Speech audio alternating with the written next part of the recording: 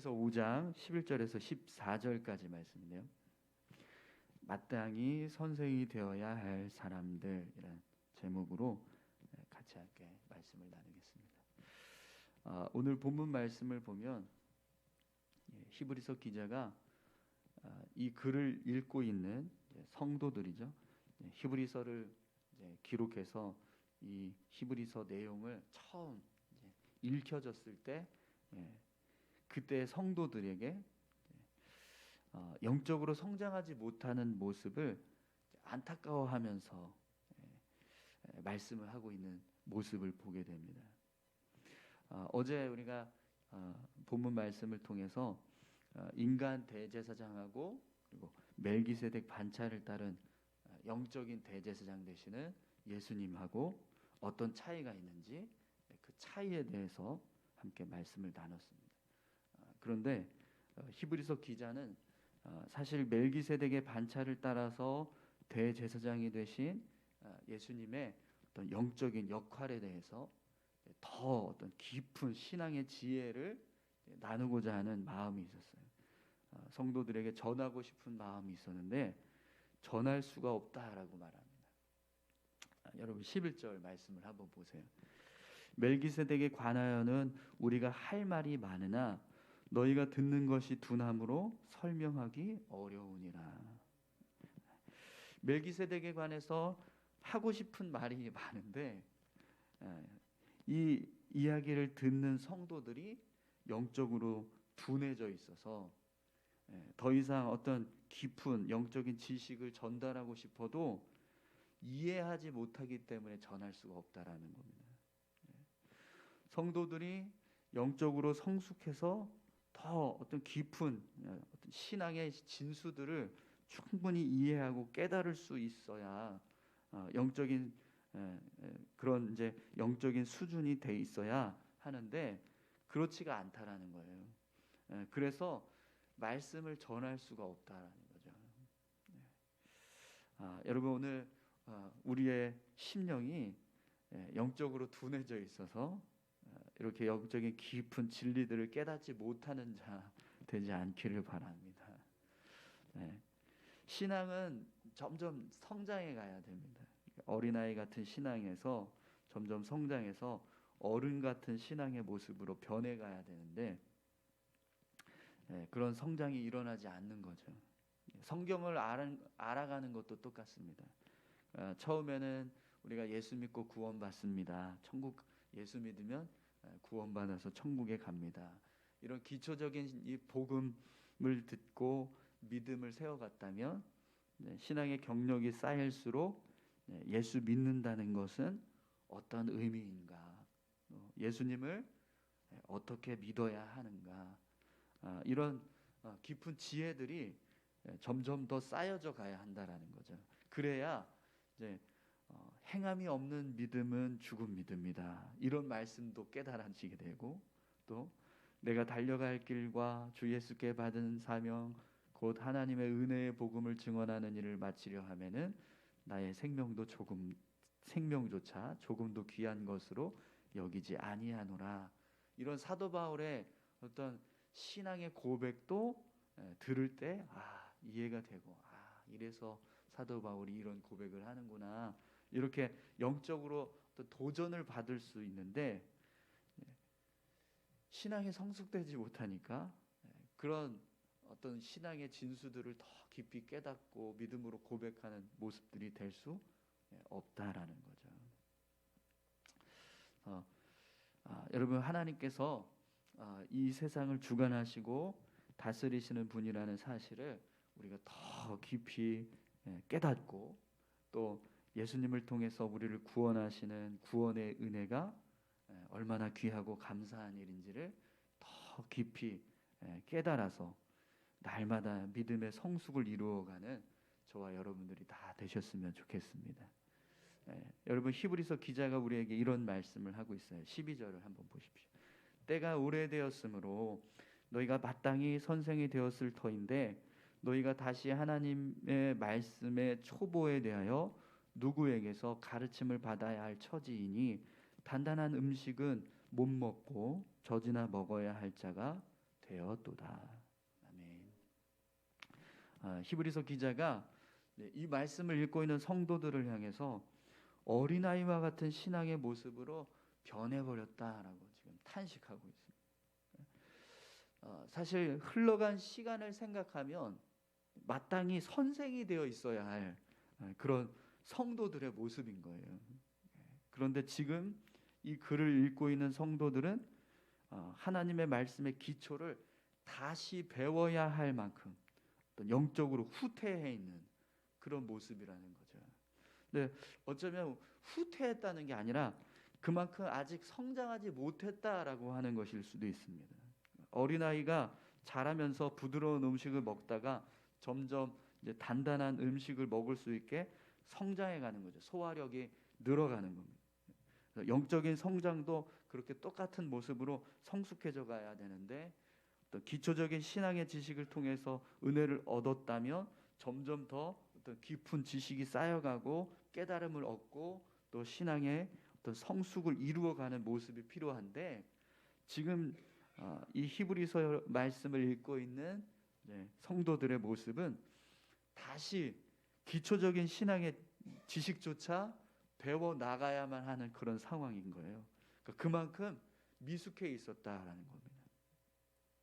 제가 예전에 중등부 사역을 하는데 그런 일이 있었습니다. 중학교 1학년이 되었는데 주일학교 예배가 이제 예배에서 중등부 예배로 이렇게 올라와야 되는, 이제 등반을 해야 되는 거예요. 이제 근데 이 아이가 주일학교 아이들하고 같이 놀고 또 주일학교 예배가 너무 좋으니까 중등부 예배를 못 오는 거예요.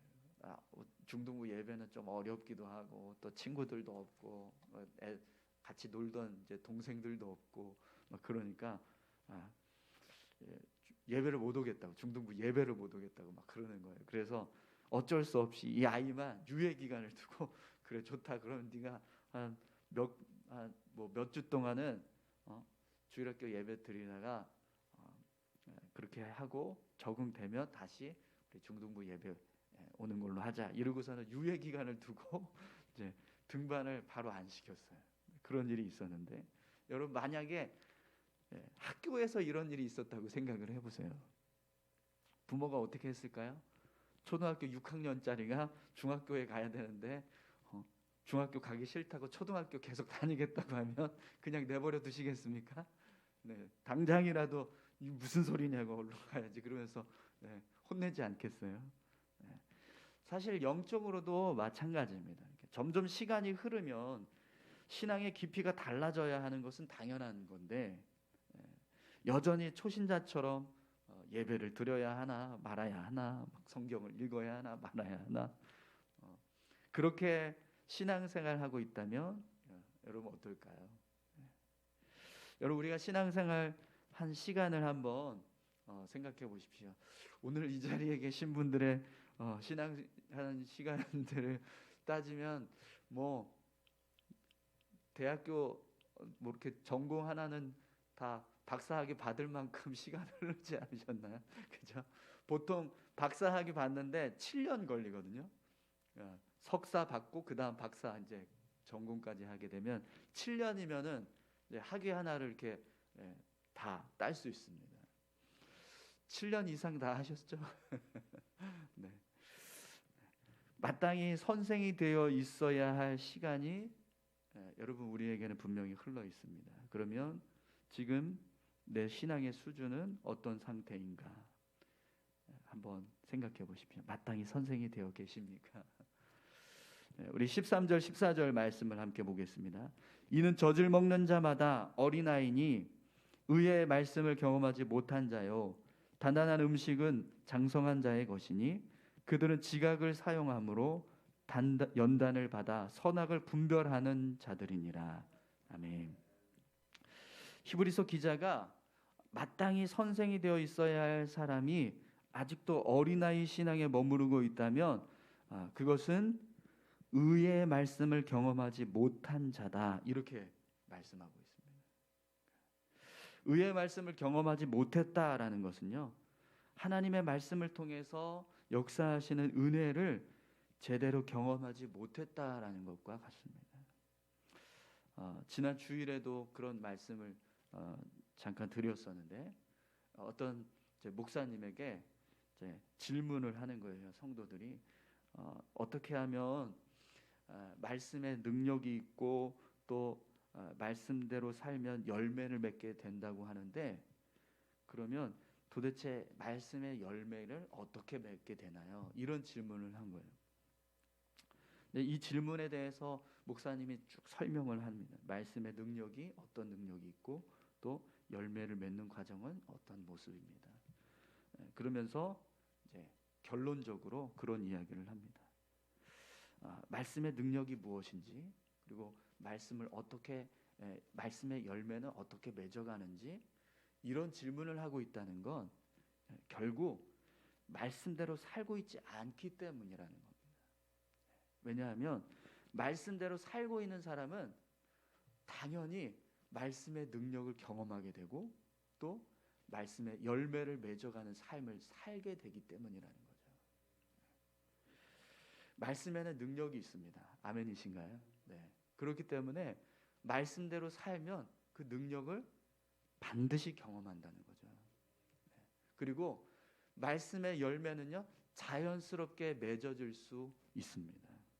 그런데 아직도 내가 그걸 깨닫지 못하고 있다는 건 그만큼 내가 말씀대로 살고 있지 않기 때문이라는 거예요.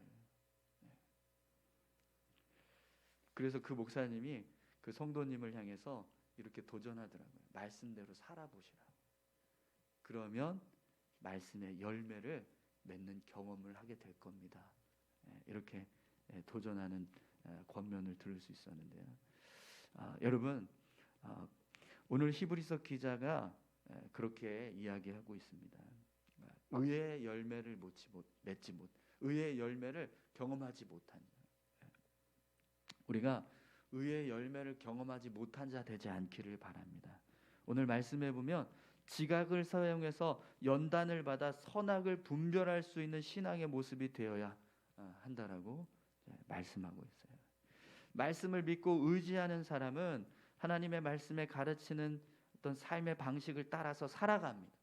그리고 그렇게 말씀의 가르침을 따라서 살아갈 때 결국에는 말씀의 능력을 경험하고 말씀의 열매를 맺는 삶을 살아가게 되는 거죠. 그렇게 되면 어떤 작은 고난이나 시험에도 막 신앙이 막 송두리째 다 뽑혀버리는 그런 연약한 믿음이 아니고요, 마치 반석 위에 서 있는 것처럼 폭풍 속에서도 흔들리지 않고 견고한 신앙의 모습으로 살아가게 된다는 거예요. 여러분, 예배하는 일, 또 전도하는 일, 말씀을 읽고 또 기도하는 일, 이런 걸 누가 해라 그래서 하는 것이 아니라 정말 그냥 우리가 예수 믿고 구원받았다는 것에 대한 감사함이 깊어지면 깊어질수록, 우리의 신앙이 성숙하면 성숙해질수록 마땅히 우리가 하나님 앞에서 어떻게 살아가야 하는가, 그것이 당연하게 보여지게 되고 또 그런 신앙의 모습들로 살아가야 한다는 것을 우리가 당연히 알게 될 줄로 믿습니다. 그런 신앙의 모습으로 점점 더 우리가 성숙해져 가야 되지 않을까 싶습니다. 그렇게 살고 계시리라고 믿습니다. 우리는 마땅히 선생이 되어야 할 신앙의 연조가 있습니다. 아무리 짧게 신앙생활을 했어도 기본은 10년이잖아요. 기본 지금 10년 이상 다 되셨죠? 네. 그러면 이제는 갓난아이 같은 신앙이 아니라 적어도 청년의 신앙이 되어야 합니다. 우리 신앙의 어떤 연조에 걸맞는 모습은 청년도 아닙니다. 이제 장년이 돼 있어요. 사실 우리 교회가 지금 이제 40년이 넘었잖아요. 그렇기 때문에 우리 교회가 처음 시작했던 그 모습을 계속해서 잘 유지해서 신앙이 성숙해져 갔다면 지금 우리는 40년 된 교회로서의 어떤 역할을 감당할 수 있는 신앙의 모습이 되어 있어야 한다는 거죠. 그런 모습이 되었으면 좋겠습니다. 그러기 위해서는 우리가 더 열심히 우리 신앙의 성숙을 이루어가기 위해서 노력하는 모습이 필요합니다. 우리 다 같이 함께 기도하실까요? 하나님, 우리 교회가 정말 하나님 보시기에 이런 어린아이와 같은 신앙의 모습이 아니라 성숙한 신앙의 모습, 그래서 하나님께서 우리 교회를 통해서 쓰시고자 하는 그런 어떤 선하신 일들을 능히 충분히 감당할 수 있는 그런 능력 있는 교회의 모습 될 수 있게 해달라고 우리 같이 함께 다 같이 기도하셨으면 좋겠습니다. 함께 기도하시겠습니다. 아버지 하나님, 감사합니다. 하나님, 신앙은 성숙을 이루어 가야 하는데 오늘 히브리서 기자는 성도들의 모습이 성장하지 못해서 안타까워하는 마음으로